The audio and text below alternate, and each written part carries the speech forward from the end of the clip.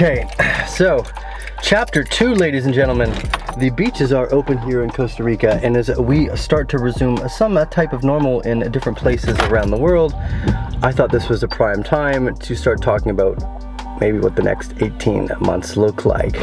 This is not the end of the lockdown, although it is a very, very nice and welcomed part of the day where we, instead of not being able to go to the beach, we here in Costa Rica are allowed to go back to the beach.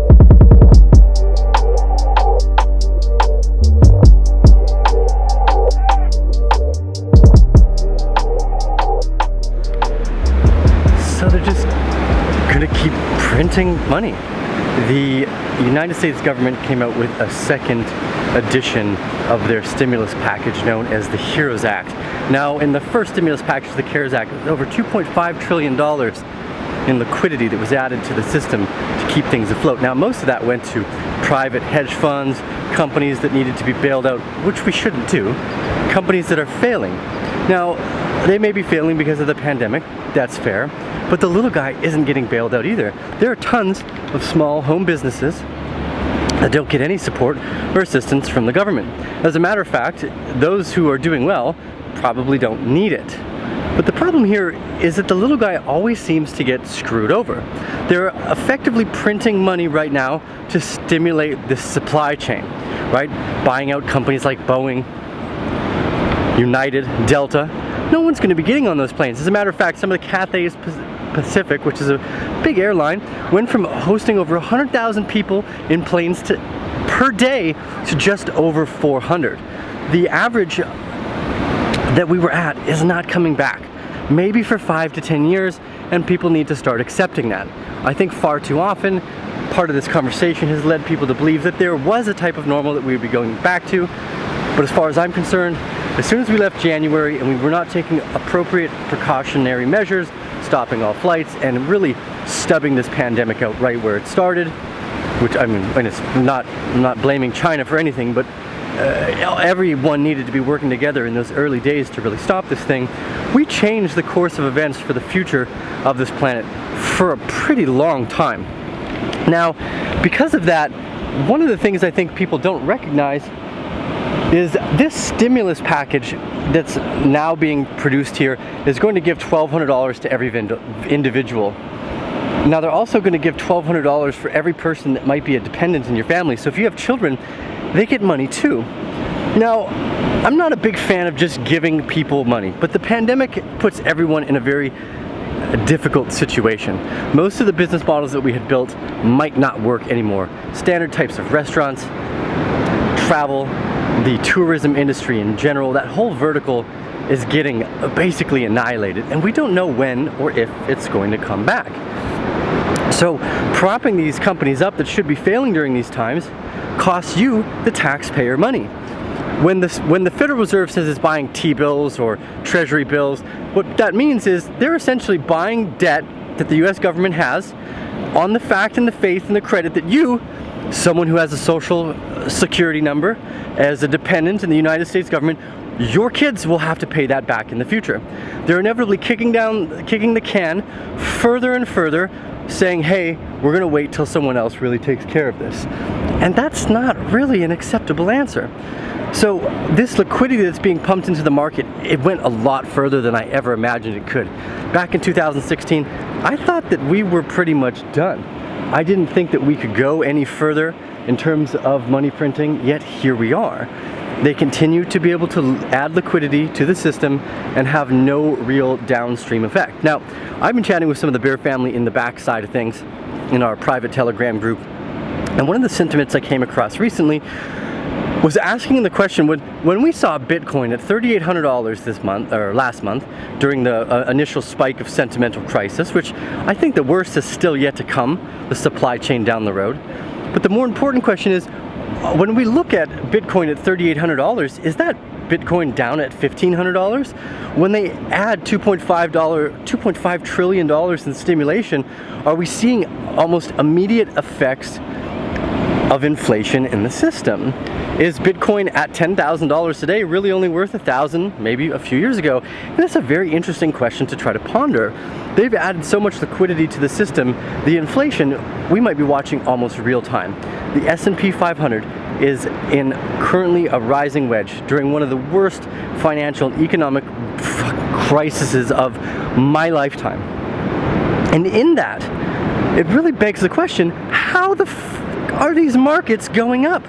There's no reason for them to be going up, right? So Bitcoin going up alongside the S&P 500, regardless of if they're correlated or not, Bitcoin's return versus the S&P 500 was statistically noticeably higher, but nonetheless, both are going up.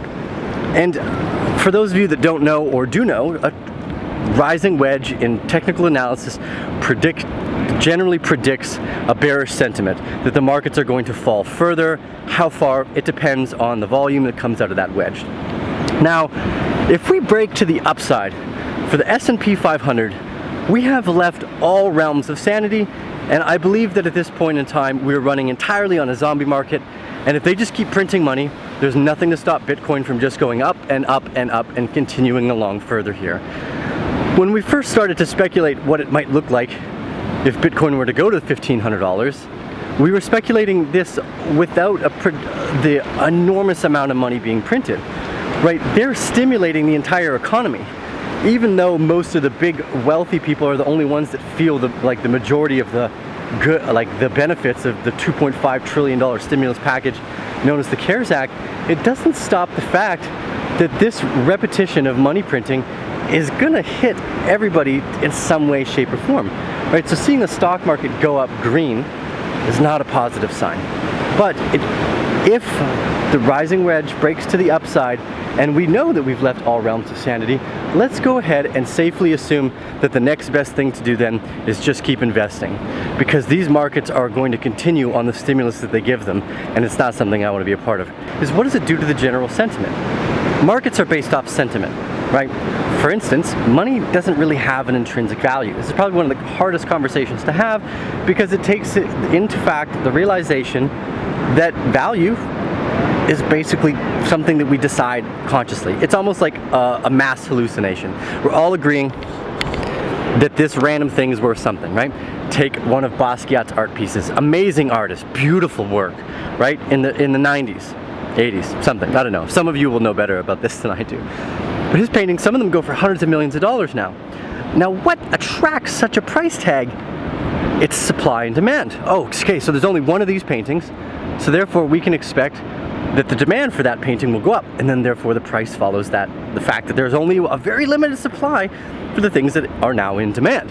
Bitcoin works off this same principle. There are only so many Bitcoins that can ever be created in the system, some of which are probably lost forever into the garbage dumpster of time and hard drives that never made it, I guess. And when we look at things that are constantly in supply with decreasing, or constantly in demand with decreasing supply, the value usually goes up.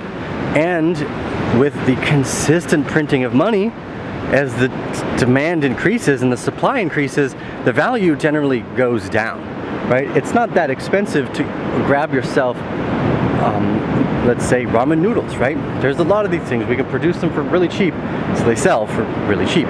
But some people use that to survive. Some people have been surviving off ramen noodles. You can probably find a few college kids that have managed to make it. The only way they made it through was because they were eating ramen. So I think one of the core prospectus ideas that we need to really bring to the table here when we go through these types of events is starting to think long term. I think much too often when we get into these conversations about Bitcoin, people want to jump in and say, oh, this is my get rich quick idea. I'm here to tell you that rarely ever works. But the point of it is, I think, is to understand the length and term it takes for almost any good investment. You should be looking at multiple years here. So whether it's Bitcoin or whether it's your own personal business right now, everyone needs to really gear up for a 5 to 10 year plan and make sure that you can withstand some of the storm that's coming. Because the second wave, it's not here yet. And it's not just about the virus, it's about the economic supply chain. So I'm gonna round that off with the video today, just updating my sentiments, and as we go forward, I think it's gonna be a lot easier. Taking all that time off, I've realized that my head is like all these different avenues I wanna run down, so let's keep it short and simple for today. They're just gonna keep printing money, so keep investing in things that have a limited supply, and the demand will, over time, increase for whatever it might be. Basquiat's art will continue to go up in value, even though we have lulls in the system. Collectibles, art pieces, anything that one will deem valuable, even if it's just to a small group of people, that will go up over time. I think the most important thing we can do now is gear up as long-term investors, long-term entrepreneurs, and try to really gain from the disorder and the chaos that's taking place, because it is one of the best times to be rebuilding a business. It's Tio with the Arcane Bear. Give us the thumbs up if you like this content. We will see you guys on the other side.